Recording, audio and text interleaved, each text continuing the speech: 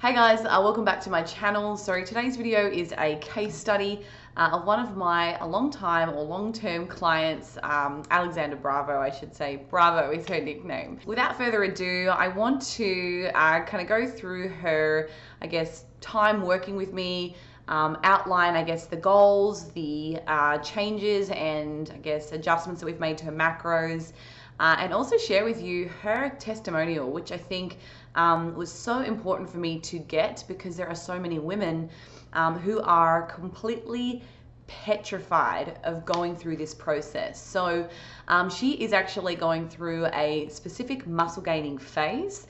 So I'll kind of point out the difference between a building phase versus a reverse diet in today's video. But first, I want you to take a look at some of these highlights from her testimonial, just to kind of see where she has come from, and I guess the personal growth that she's been able to experience throughout this building journey. 2017, that is when my official life changed, in the sense of I decided to become consistent. I finally ended up working with a coach. Started off around 120, went all the way down to 110. And I looked at myself in the mirror and I did not like what I saw. I just thought being at that weight, I was gonna be happy. That's what I wanted, until I got there and it was completely not what I wanted. I didn't feel strong. I didn't feel healthy. I didn't feel mentally, it was just, I was not there. And then I finally told myself, in order for me, I was just tired of being mentally exhausted.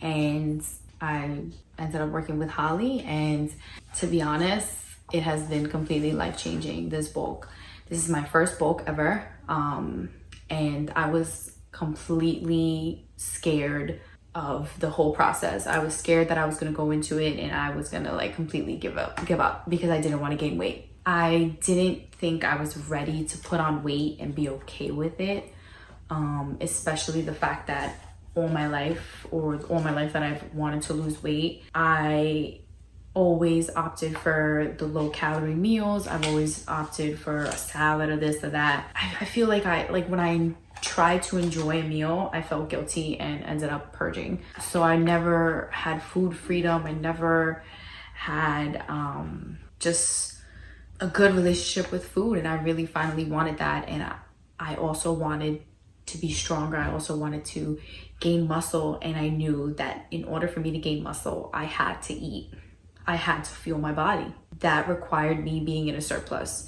And I feel working with a coach was what was going to be best, and it would give me some sense of clarity and security, that to continue to tell me that this is okay, you're fine, you're doing good, improvements are being made. So I decided not to go by the number on the scale and just read my body, listen to my body, something that I've never done. I can honestly say it has been an amazing, crazy, a little bit stressful process, but it has been worth it. I could definitely tell you that. I've become comfortable with being uncomfortable. I wanted to be able to share this with you because I only have probably a dozen females that I've worked in during my time as a coach that have been open to doing an actual building phase. I've worked with a lot of women through a reverse diet, and the process is a little bit different. So you might be wondering, how is a reverse diet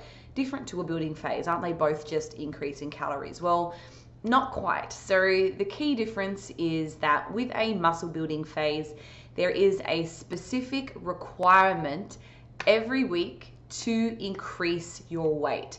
So at the beginning of this building journey, Bravo and I kind of sat down and talked about, okay, what's an amount of weight that you feel like you would be comfortable with? And I know based on her, trepidation at the beginning, we wanted to make sure that this was conservative in nature, and that we, if at any point we felt like, okay, let's put the brakes on, that we would do that. So we started off with a relatively conservative approach. Now, how does that differ to a reverse? So with a reverse diet, we have a maximum weekly allowable weight regain. What can often happen in a reverse diet is that you'll not gain any weight, or in some situations, again, it depends on the person's individual metabolic response, they may actually lose a little bit of weight. So in that case, like, I'm increasing calories, but there's no actual increase in weight. So that's how we would distinguish a reverse diet versus a muscle building phase. I'll start off, I guess, with some of her metrics. So she's 24 years old. Her starting weight when she came to me was 112.6 pounds. We estimated her body fat percentage is about 21%. So that gives us a breakdown of 89 pounds of lean body mass and 23 pounds of fat mass. At the time when we started working together, she was averaging about 9,000 steps per day.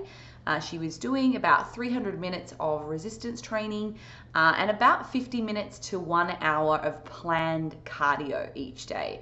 So keep in mind, when we talk about someone's daily steps, that's kind of also including any planned resistance training and or planned cardio. So the reason I'm telling you this is because we see a little bit of a shift in her activity levels as we move through this whole process. 112.6 pounds, and we didn't really have an endpoint. I kind of said, well, what do you feel comfortable kind of working up to? And Bravo didn't really have any strong feelings around this. So I kind of said, well, let's just leave it open and we'll see how you're feeling, you know.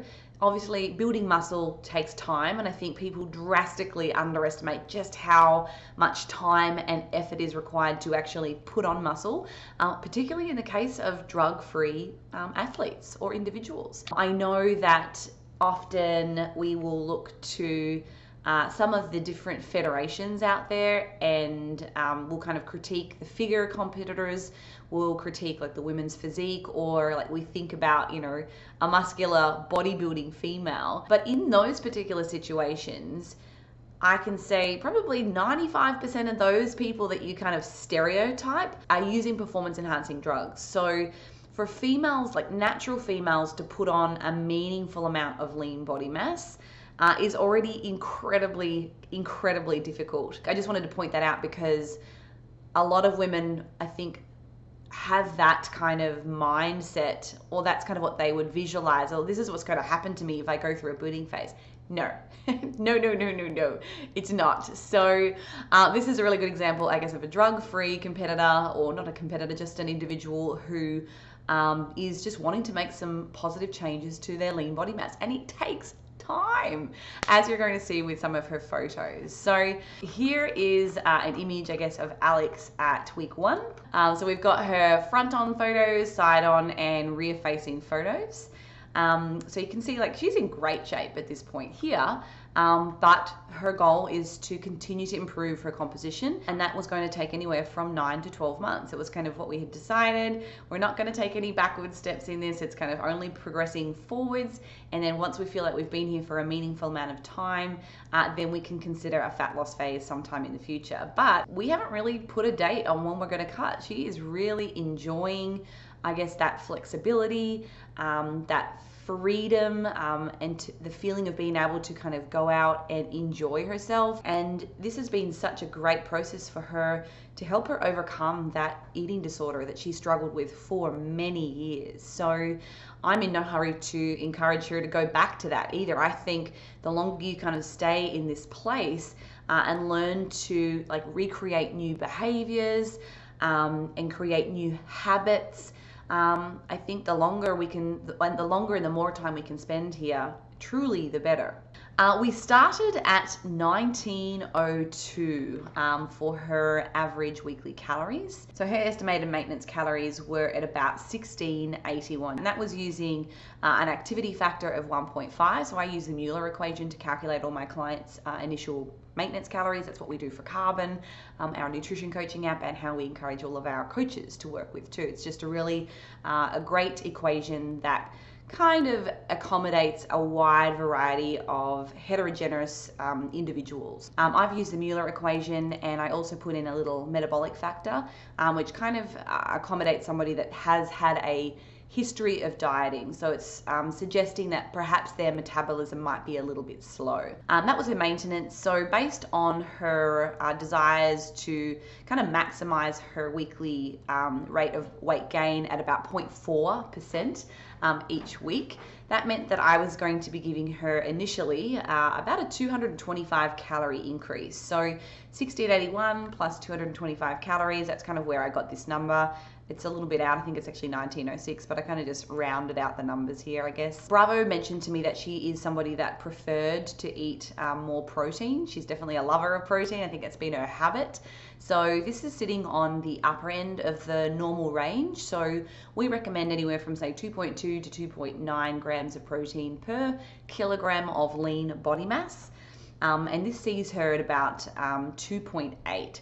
Or if you're somebody that prefers to use pounds, she's eating 1.3 grams per pound of lean body weight. This is not total body weight. This is her estimated lean body mass. Remaining calories came from a greater percentage. Actually, I think it's a greater percentage of carbohydrates. Let me quickly go back and have a look. Yeah, so she was sitting at 62% carbs and 37% fats.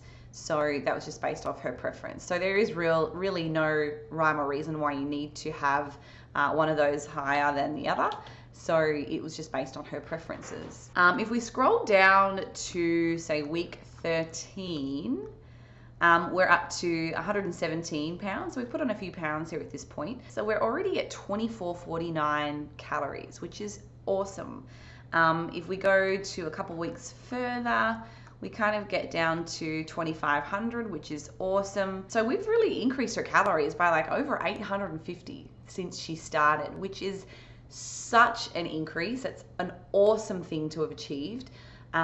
Thinking about like the extra food flexibility that she now has, the reduced, I guess, fixation on having to really stress about everything at every single meal kind of dissipates, because she now has this freedom to be able to kind of get through the entire day, but no, she probably hasn't gone over her calorie requirements because she has created and built that metabolic flexibility. So now, rather than having to be really rigid at every single meal as if you were eating very low calories, you kind of do have to really plan one meal to the next, because if you don't have a lot of flexibility, well, you kind of have to be on point with every single meal occasion, or you risk going over your current maintenance calories. This has kind of really opened up, I guess, a whole new world for Bravo. She, I guess, has the ability to just track at the end of the day. She can kind of go back and look over her intake, make rough estimations throughout the day, and be pretty confident that, all right, I've still got another meal I can eat before I go to bed, and know that I'm still going to be compliant to my targets. So that's one of the huge benefits, I guess, of being able to gradually increase your calories, because you can really now eat whatever you want. It's great. We've also increased her protein targets over this time as she's been able to build more lean body mass. I've kind of incrementally increased her protein. Now, I don't think that we needed to go necessarily up by this much, but here's why I have given her a little bit of an increase. So we've gone up by 13 grams since we started. Protein obviously comes in foods of all forms, and as we increase calories, you're also going to be increasing the trace amount of protein that you consume. So if I had have kept her targets at 117, but continued to increase her calories from carbs and fats, then it would have actually been pretty challenging for her to keep that low protein intake. So I kind of every now and then will gradually increase someone's protein intakes, not necessarily because they've put on all this muscle, but more for the point that this just helps with food flexibility. So there's nothing negative about increasing her protein intakes to this point. It was just enabling, I guess, her normal day-to-day food choices. 307 is kind of where we got her carbohydrates to by week 17. We were up to 84 grams of fat by week 17, and she's up to 120.8 pounds. So we've gone up, 8 pounds at this point, or just under. So that was awesome. And then from here, we kind of hit maintenance mode. I kind of said to her, well, how are you feeling? How are these intakes going? And she's like, I feel like I have so much flexibility. This is awesome. I'm not binging anymore. I can eat the foods that I want. My training is incredible. I'm feeling so strong. And that's the other thing that I really wanted to point out to you, which is I'm just scrolling over to have a look at her resistance training. Her resistance training has just been incrementally coming up. We've kind of been trying to, I guess, trade out a lot of her planned HIIT cardio or cardio, and just kind of have it in there for when she feels like it. I didn't want to restrict her completely because there's certainly an element of I guess relaxation. I know a lot of people really just love to be able to get a bit of a sweat on, and that's good for their mental health. So I think for folks that are kind of going through a reverse diet, and we certainly indicate all of this in the complete reverse dieting guide. So we do have a book on this. We do try and encourage people to kind of minimize the amount of their HIIT cardio, because that can not only directly impede mTOR signaling pathways, which is the pathway we need to, I guess, activate in order to build more muscle. So a lot of HIIT training, particularly if you're doing a lot of lower body focused HIIT training, if you're trying to build your glutes or you're trying to build up your quads, then that high intensity interval training can actually interfere with your ability to build muscle from the resistance training you are doing. I kind of said to her, look, keep in there an absolute minimum planned cardio, but let's reinvest any extra time that you do have into your resistance training. That's gone from 300 minutes. And if we keep scrolling through here, we've been working together for 42 weeks now. We're coming to the end of our 1 year time block working together. She's kind of consistently around 500 minutes. We also had lots of conversations about, I guess, increasing the amount of rest that you do to make sure that you're optimizing the working sets. So rather than doing everything supersets, rushing through it and basing your performance on how much you sweat or how much you're puffed out at the end of the session, we kind of said, all right, well, let's slow things down and let's really make sure that, the working sets you have are, truly lifting to the RPE that's set for you. So, if you're rushing and not taking your time, then, if you're going back to do another set of, dumbbell rows, but you're still puffed or fatigued from the previous set, you're probably not going to be able to lift the same weight. But if you have the time to slow down, well, now you can lift your second and third and maybe fourth working sets at the same weight, or even try to increase and make improvements. And that way your overall volume on those muscle groups is actually increasing over time, which is what you need as you become more advanced as a lifter. And that's going to help with building more muscle. Some of this is probably partly due to her ability to kind of reduce her training rest times a little bit, to increase her rest times. But also just a natural progression with resistance training. She becomes more advanced in her training programming. She's probably going to need more time in the gym to make improvements. So the steps here, they have kind of crept up a little bit, and we've had these conversations. Part of that was because she just said she has so much more energy. She's eating a lot more food, and it's kind of like her incidental, spontaneous movement. Everything just seems to be going up. She's moving around more. It's not like she's planning on doing this. She's still doing a pretty similar amount of time on her planned cardio, so whether it's a treadmill, Stairmaster, whatever she preferred to do. But a lot of that increase is coming from the increased resistance training, but also just moving around because she has more energy. That's just what you do. When we're dieting, we're always restricting. It's very normal for our NEAT, our non-exercise activity thermogenesis, to actually go down without us even realizing. Like, we just kind of stand around less, do less, move less. Like, I know I've used this example before, but when I was competing, I would often go downstairs and I would grab like 4 or 5 drinks and go and take them back upstairs to the office. And I was like, oh, hang on. Like, normally I would go down 5 times, back up and down. That was a way for me to conserve energy. I was like, I got to stop doing this, because that's just one of the ways your body is trying to kind of slow you down. And I can't wait to show you, I guess, the 42-week update photos, because she's looking excellent. Now, I can't wait to see where all of that hard work has paid off when we do start that cut, and it might not be for another 6 months. I really want to make sure that Bravo is in a good space, physically and mentally. I know that she's somebody that has struggled with that binge eating, purging in the past, and I want to make sure now she feels really confident in her abilities to kind of make the right decision. And, okay, we're dieting not because I know I have to or I should or I need to. It's because I want to. I want to see this hard work. It's not like there's a preoccupation or fixation on, having a leaner, lower body fat percentage. So at week 42, we scroll across, she's at 129.7 pounds. So she's overall put on 17.3 pounds. And we've increased her calories obviously by about 850, which is just awesome. So really for the last, I guess, 15 weeks, we've just been at maintenance. We haven't changed her calories. We kind of got to a point where it's like, okay, I'm feeling good. Fiber intake's great. Energy's good.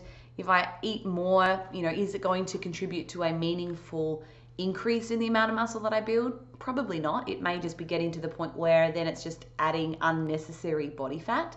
So we've kind of just called it here. So now we're just letting time run its course.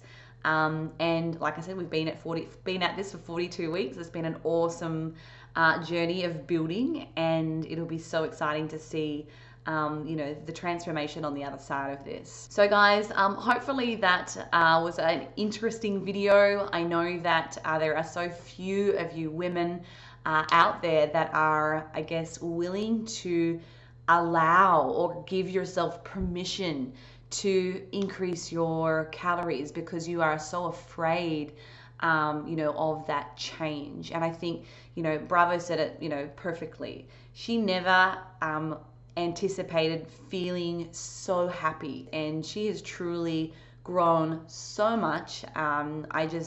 Every week I find myself saying, I'm so proud of you, like you've done so well. So girls, if you have been wanting to go through a muscle building phase, or even a reverse diet, but you fear, I guess, that increase in body weight, you fear, those changes, I really encourage you to push yourself outside that comfort zone.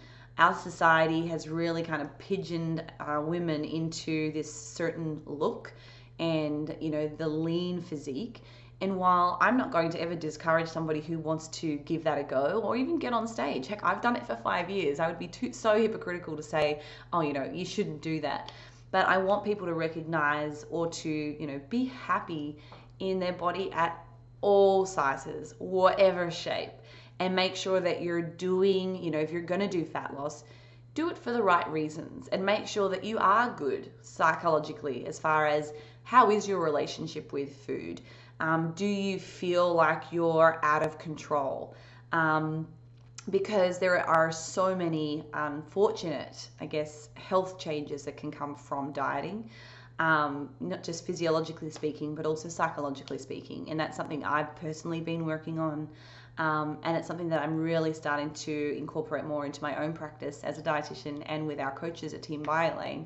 So if you do have questions about this, and you want to know more and I haven't answered it in today's video, please send me a DM or even comment below here. I do get on my YouTube. I try to respond to all your guys' questions, and I love hearing from you, to be honest. So that's all for today. I hope you liked this video.